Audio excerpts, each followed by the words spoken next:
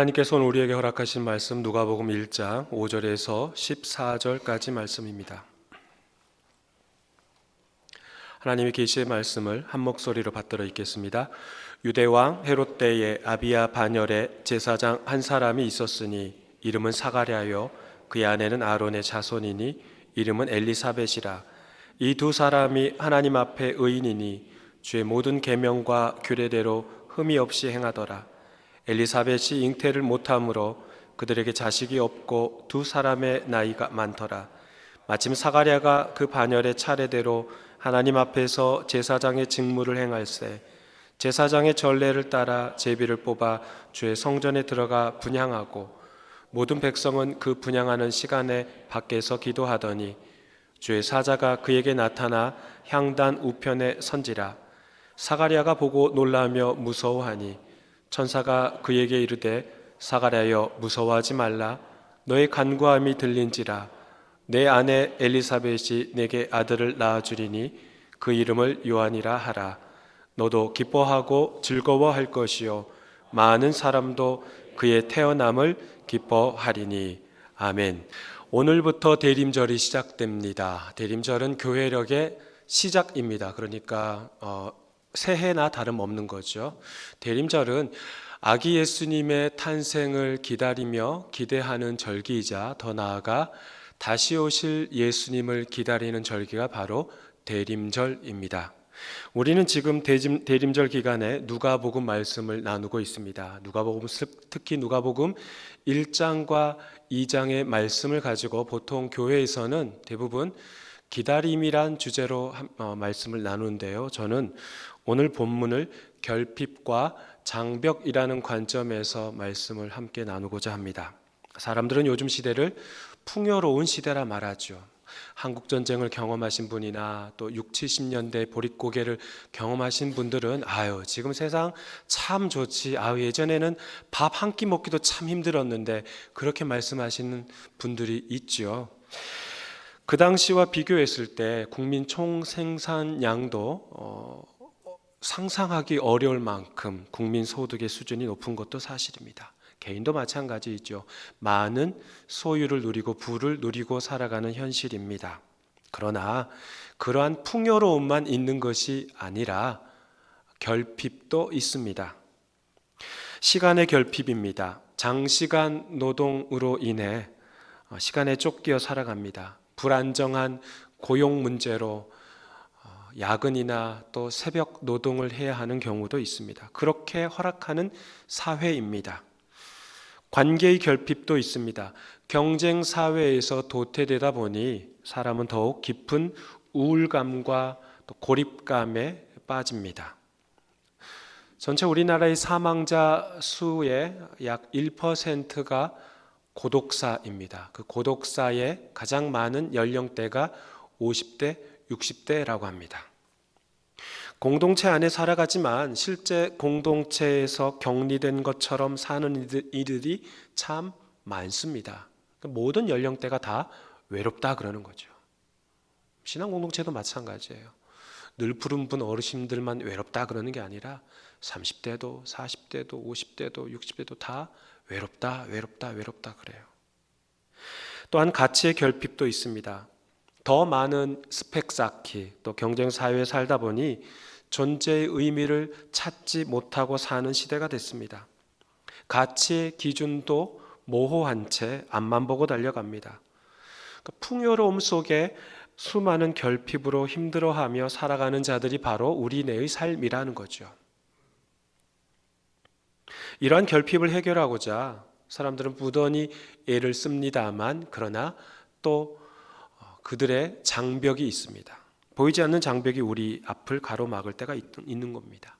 사람들에게 결핍이 있고 그 결핍을 해결하고 싶지만 장벽이 버티고 있습니다. 과연 이런 문제를 어떻게 해결할 수 있는지 오늘 본문을 통해 함께 나눠보고자 합니다. 본문 5절 말씀 함께 읽습니다.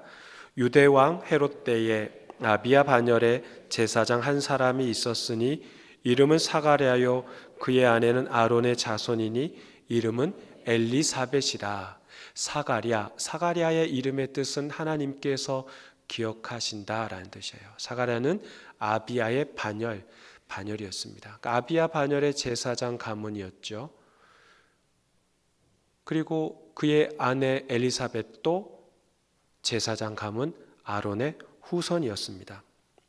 제사장이 되려면 아버지가 당연히 제사장이 돼야 제사장이 되는 거죠. 그러나 그렇다고 해서 부인의 부인 여성까지 제사장이 가문이 될 필요는 없습니다. 단지 흠결이 없는 가문이면 됩니다. 그런데 이 엘리사벳 가문도 어떤 후손이에요? 아론의 후손이에요. 아론의 자손이에요. 그러니까 사가랴 엘리사벳 부부는 제사장 직분의 정결함과 위엄을 계보로 보존한 가문이라 할 수 있는 거죠. 쉽게 표현하면 이거죠. 남들에게 부러움의 대상이 되는 부부라는 겁니다. 남자 측과 여자 측 모두 제사장 가문이라면 사람들에게 있어서 부러움이 대상이 될 만한 하겠죠. 그런데 이거보다 더 부러움을 살 만한 내용이 나옵니다. 6절에 나옵니다.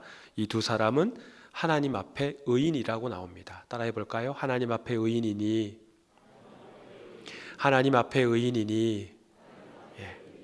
사가랴와 엘리사벳은 고귀하고 흠결 없는 조상을 가질 뿐만 두었을 뿐만 아니라 하나님 앞에 의인, 하나님의 뜻에 살았던 사람들입니다.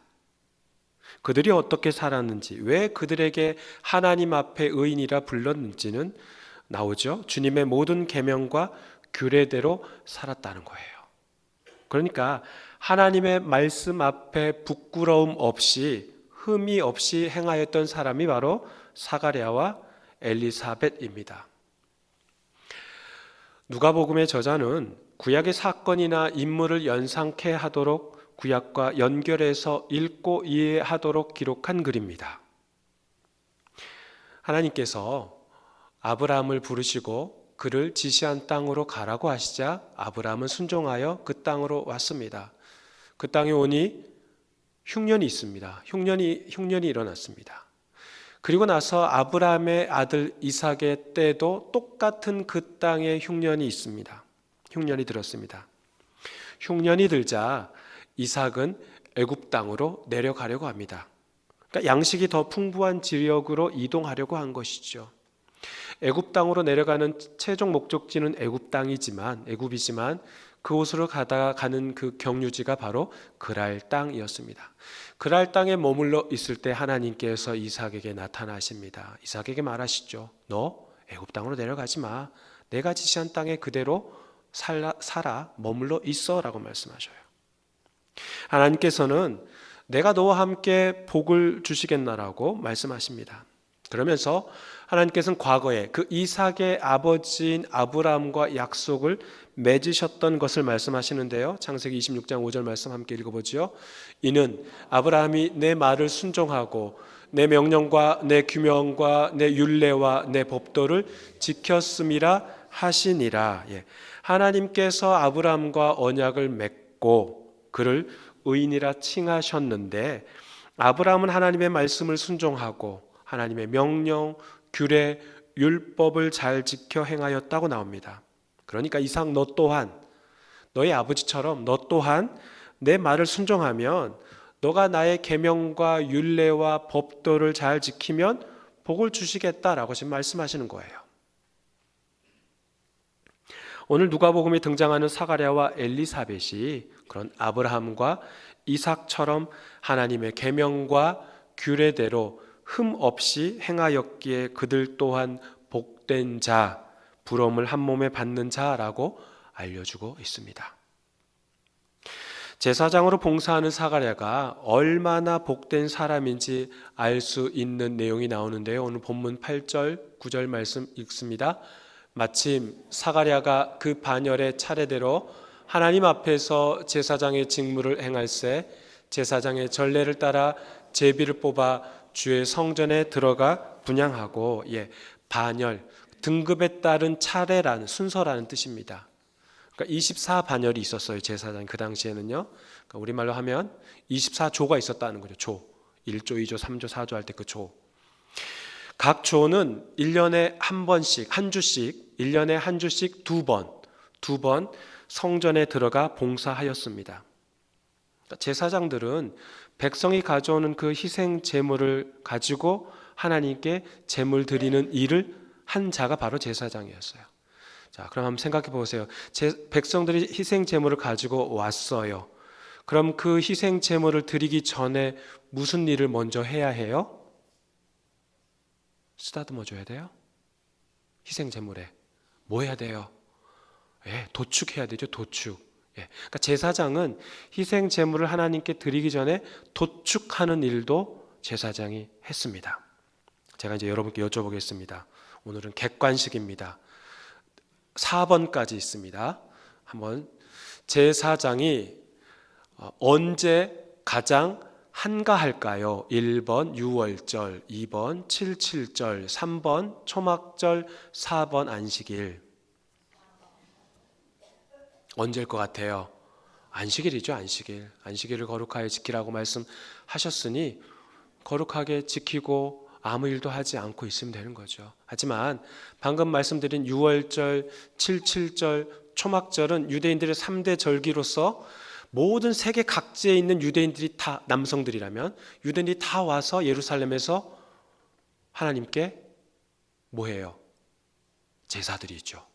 그러니까 제물을 가지고 예루살렘에 와서 제물을 가지고 성전에 들어가서 그 제물을 바치고 그 모든 일들을 누가 합니까? 제사장들이 하는 거죠. 주전 1세기에 예루살렘 성전에 종사하는 제사장들의 수가 약 2만 5천 명이었답니다. 그러니까 2만 5천 명을 24로 나누면 대략 한 1,000몇 명 되겠죠. 그러니까 한 조에 제사장의 조가 한 조에 1,000몇 명, 약 1,000여 명이 넘는 수가 한 조에 있었어요. 한번 생각해 보십시오. 3대 절기, 유월절, 칠칠절, 초막절에 그때에 걸린 조는 이 일들을 하기 위해서 뭐 2개조로 하든 3개조로 조를 나눠서 하든 엄청나게 그 1,000여 명의 숫자가 다 나와서 일을 사역을 했겠죠. 3교대로 하든 뭐 2교대로 하든요.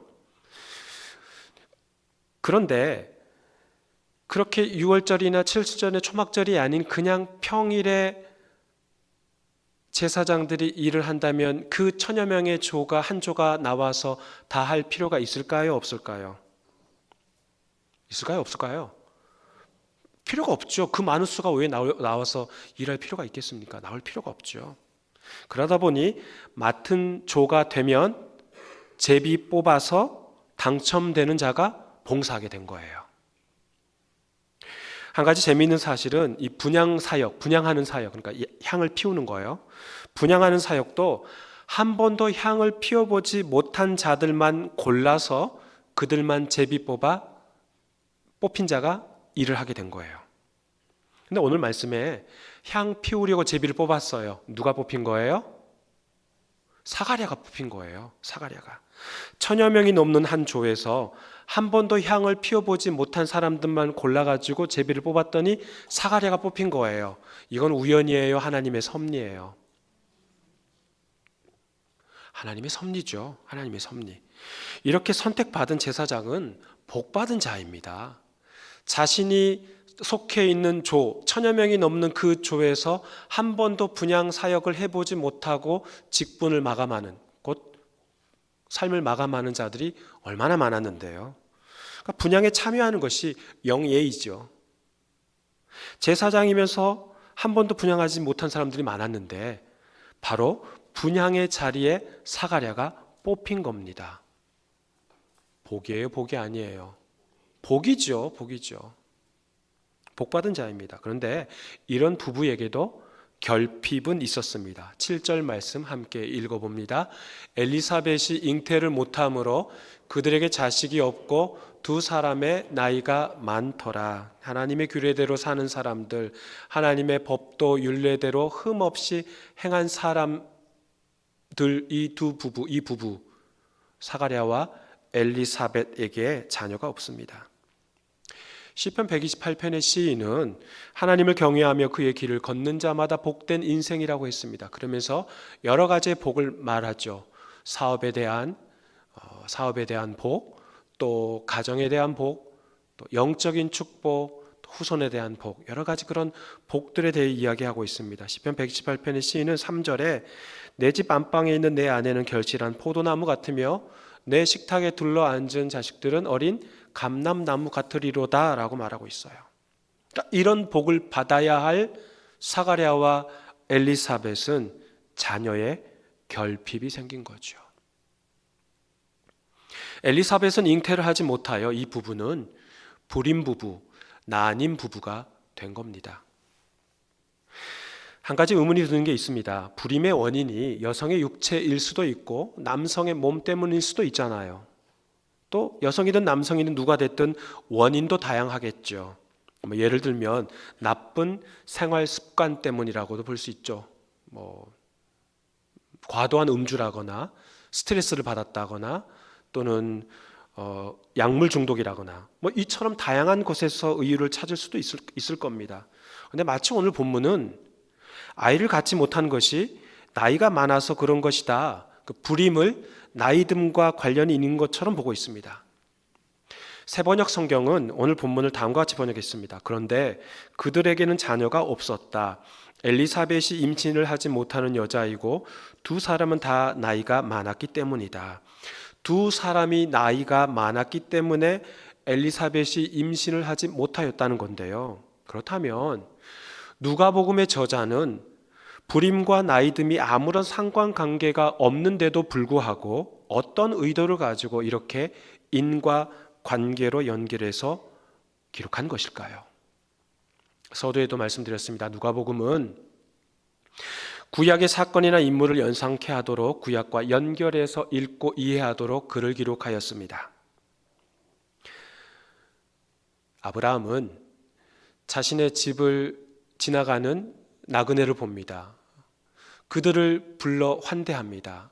그 나그네들은 그냥 나그네가 아니라 하나님의 천사들입니다.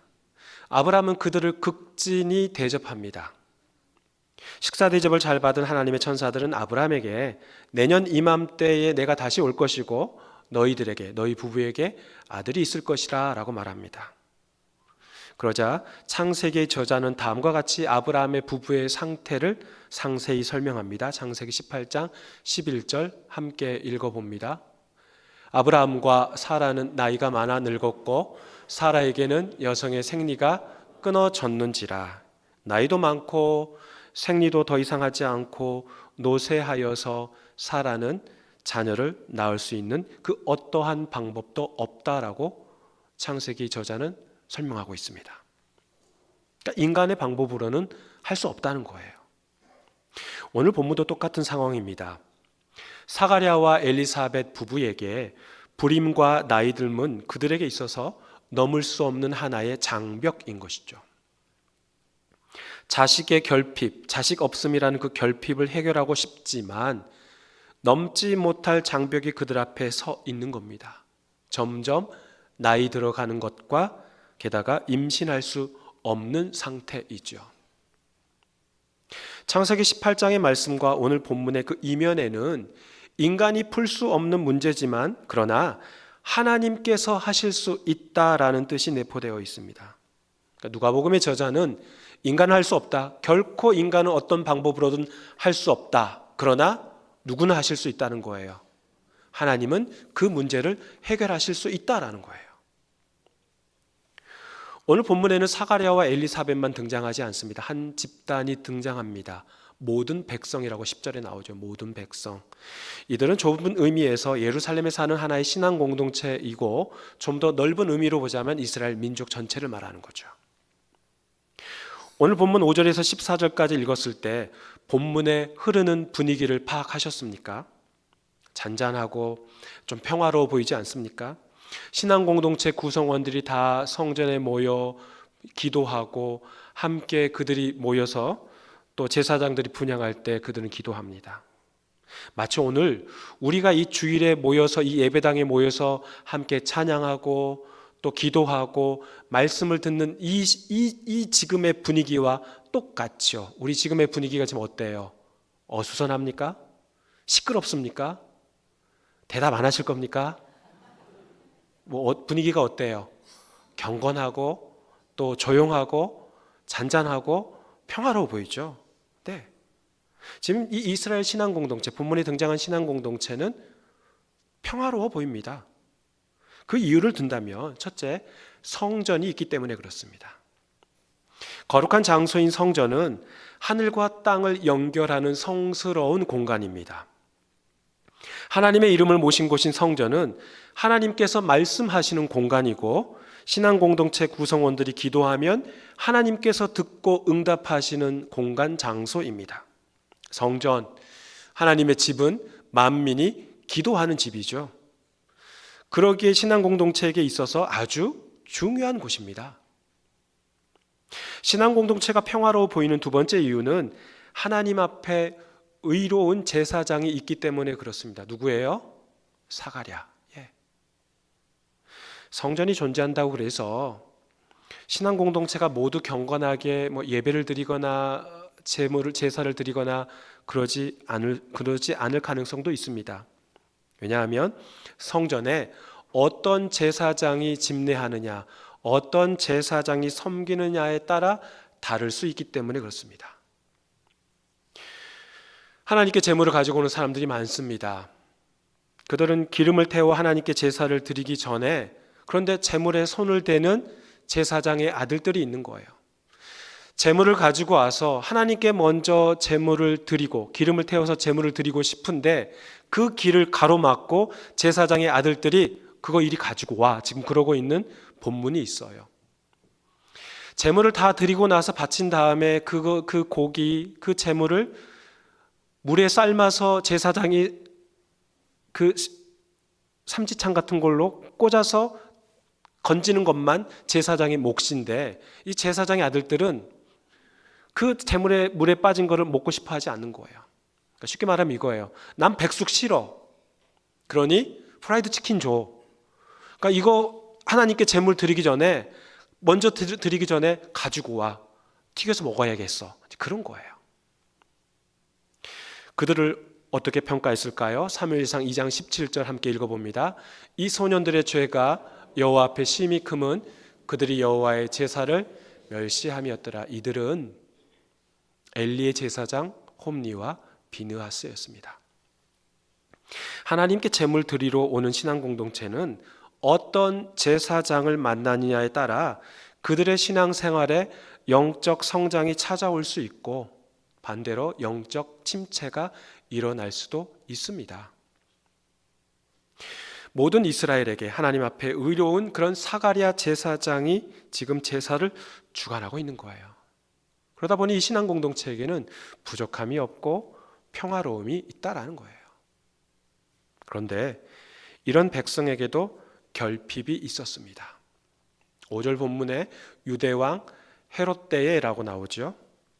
당시 이스라엘은 로마 제국의 지배하에 있었습니다. 이스라엘의 결핍은 바로 왕입니다. 왕. 로마 황제의 임명을 받은 헤롯은 이스라엘 팔레스타인 지역과 그 예루살렘을 통치하였습니다. 왕 노릇하였던 것이죠. 그러나 헤롯은 이두메 출신입니다. 이방인이라는 거죠. 유대인의 왕 다윗의 후손과 아무런 관련이 없는 이방인입니다.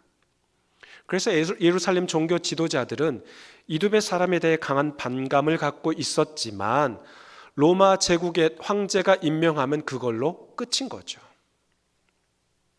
예루살렘 사람들은 헤롯을 싫어합니다. 헤롯도 자신을 싫어하는 것을 다 알고 있습니다. 헤롯은 유대인들의 환심을 사기 위해 성전을 짓습니다. 솔로몬 성전보다 더 크고 더 화려하게 짓습니다. 한번 생각해 보십시오. 기도하는 집이, 내 집은 만민이 기도하는 집이라 하는 그 성전이 그렇게 클 필요가 있을까요? 또 제사 드리는 공간만 있으면 되지 크게 지을 필요가 있겠습니까? 그러나 헤롯은 유대인을 달래고 수월하게 통치하기 위해서 어마어마하게 크고 화려하게 성전을 짓습니다. 그 성전을 헤롯 성전이라 부릅니다. 하나님께 제사 드리고 기도하는 곳이라 유대인들은 그곳을 이용하기는 하지만 이방인의 손으로 지은 성전이라 껄끄럽습니다. 거북합니다. 한마디로 하면 이스라엘은 그들이 통치하는 왕이 미운 거죠. 이스라엘이 겪고 있는 결핍은 그들에게 왕다운 왕이 없다라는 거예요. 이스라엘 공동체에게 보이지 않는 장벽은 또 성전에 있습니다. 제사장은 성전 안에 들어가 직무를 행합니다. 10절 말씀을 보시면 성전 안에서 분향하는 시간에 백성들은 성전 바깥에서 밖에서 기도를 합니다.